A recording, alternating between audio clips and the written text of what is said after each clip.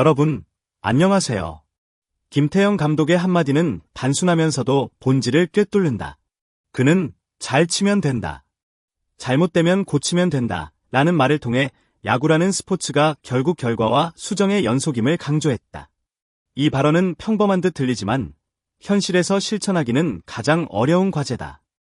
수많은 선수들이 자신이 흔들리고 있다는 사실을 알고도 타격폼을 유지하거나 심리적 압박에 눌려 교정 시기를 놓친다. 그러나 김태형 감독은 그런 우회적인 해석을 거부하고 단호하게 고치면 된다는 결론을 내린다. 이는 지도자의 관점에서 선수들에게 주는 명확한 방향 제시이자 책임을 전가하지 않는 실질적 메시지다. 야구는 결과를 기다리는 스포츠가 아니라 순간순간 대응하고 교정하는 스포츠라는 진리를 다시 일깨우는 대목이다. 단순한 문장 속에 담긴 무게는 가볍지 않다. 지도자가 던진 말 한마디가 선수의 인생을 바꿀 수도 있다는 사실에서 그 힘이 증명된다. 박찬영의 등장은 극적이다.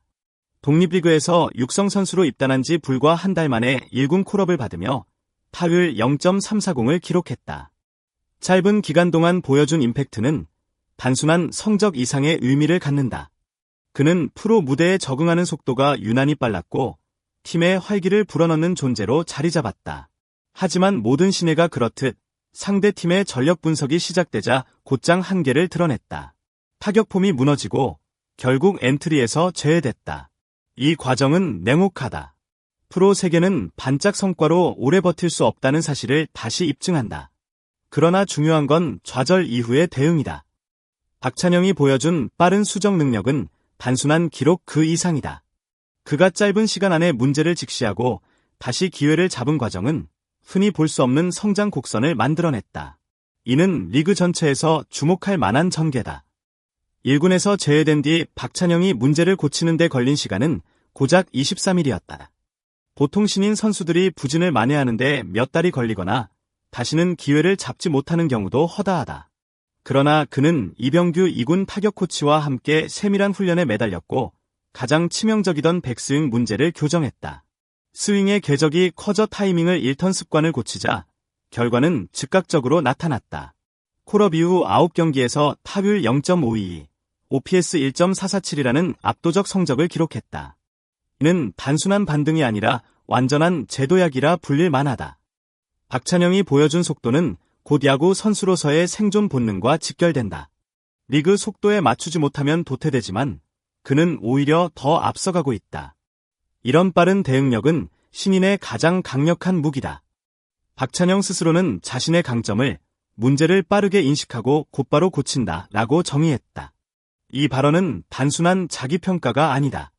경기 흐름에서 본인이 무엇을 잘못했는지 깨닫고 그것을 인정하며 교정하는 태도는 선수의 미래를 좌우한다. 흔히 신인 선수들은 자존심에 매여 문제를 인정하지 않거나 변화를 두려워한다. 하지만 그는 다르다. 자신이 지적받은 부분을 곧장 받아들이고 결과로 이어간다. 이런 태도는 지도자와 팬 모두에게 신뢰를 준다. 야구는 단순히 실력만으로 버티는 무대가 아니기 때문이다. 빠른 인정과 수정, 그리고 실전 반영. 이 3박자가 맞아떨어질 때 신인은 진짜 선수로 성장한다. 박찬영은 그 과정을 스스로 증명하고 있다. 박찬영은 KT전을 통해 7경기 연속 안타를 이어가며 신인으로서 드문 안정감을 보여주고 있다. 신인의 기록이 단순한 숫자 나열로 평가될 수 있지만 중요한 것은 상대 투수가 누구였는가, 어떤 상황에서 안타를 생산했는가이다. 고영표의 바깥쪽 투심 패스트볼을 공략해낸 장면은 결코 우연으로 설명되지 않는다. 리그에서 가장 까다로운 유형의 투구 중 하나인 바깥쪽 무브먼트 있는 패스트볼을 밀어쳐 안타로 만든 것은 훈련 과정에서 체득한 기술과 순간 판단의 산물이다. 연속 안타는 단순히 운에 기댄 결과가 아니며 타석 내 집중력과 변화구 대응 능력이 얼마나 진일보했는지를 입증하는 지표다. 또한 팀 입장에서 1번 타자가 출루율을 높여준다는 점은 곧바로 득점 기대치와 직결된다. 7경기 연속 안타라는 흐름은 박찬영 개인의 자신감뿐 아니라 롯데 타선 전체의 리듬 형성에도 중요한 역할을 하고 있다. 이는 단순한 기록이 아니라 신인이 팀 전력 구조 안에서 확실히 자리를 잡아가고 있다는 명확한 신호다. 안정성과 성장성이 결합된 성과라는 점에서 그는 이미 반짝 스타의 범주를 넘어섰다. 박찬영의 활약이 이어질수록 상대 구단들의 분석은 정교해질 수밖에 없다. 투수들은 그의 약점을 찾아내기 위해 영상과 데이터를 세밀하게 추적하고 반복적으로 공략할 포인트를 설정한다.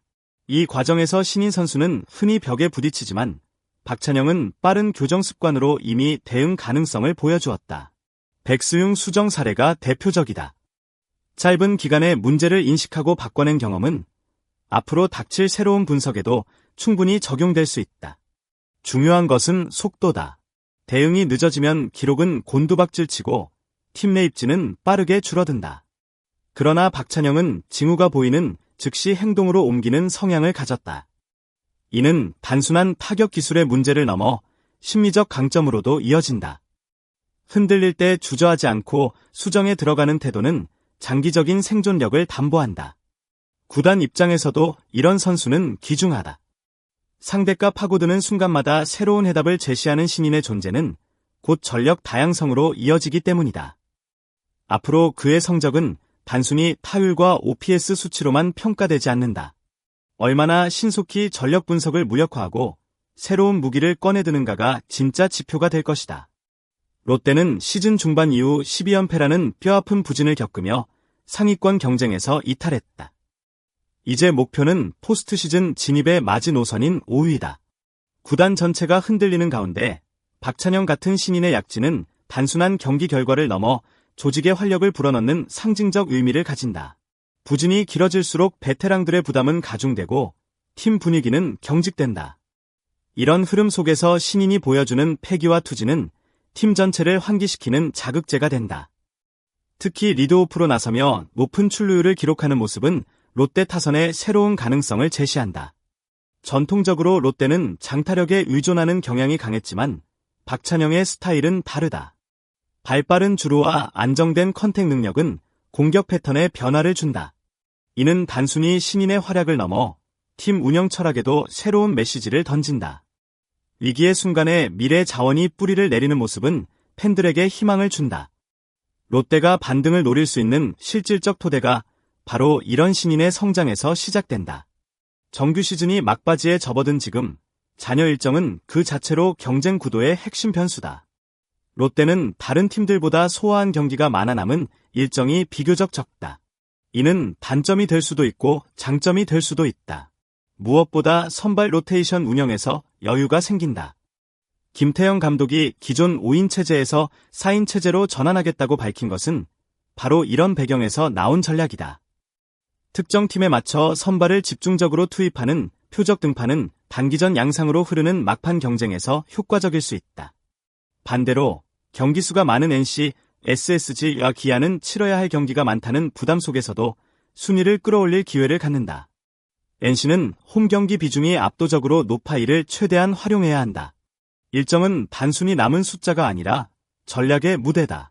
하루라도 더 쉬어갈 수 있는 팀과 매일 전장을 소화해야 하는 팀 사이의 차이는 체력 관리, 불펜 운용, 타선 집중력까지 전방위적으로 영향을 미친다. 롯데가 가진 일정상의 여유는 다른 팀들의 체력 부담과 대비되며 그 자체로 순위 경쟁의 흐름을 흔들 수 있는 요인이 된다. 잔여 일정은 단순한 시간표가 아니라 승부를 가르는 숨은 균형추다. KT는 9월 셋째 주 리그 1위 LG와 2위 한화를 연달아 상대해야 한다. 지금까지 전적에서 밀린 상황이라 이 시기는 최대 고비가 될 전망이다. 더구나 마지막 일정에서 SSG와 NC 등 직접적인 경쟁팀을 만나기 때문에 승패 한 경기 차이가 시즌 전체를 결정할 수 있다. 순위 싸움은 결국 맞대결에서 갈린다. 정규 시즌 내내 쌓아온 전적이 무의미해지는 순간이 바로 이때다. KT뿐 아니라 롯데, NC, 기아 모두 이런 혈전을 피할 수 없다. 순위는 단순한 숫자 싸움이 아니라 체력과 정실력의 한계를 시험하는 전장이다. 이 과정에서 돌발 변수는 반드시 나온다. 항상 순위 싸움의 뒤편에는 변수로 작용하는 팀이 있다. 이번 시즌에는 키움 히어로즈가 그 역할을 맡을 가능성이 크다. 이미 포스트 시즌 진출이 좌절된 상황에서 그들은 잃을 것이 없는 상태로 경기에 임한다.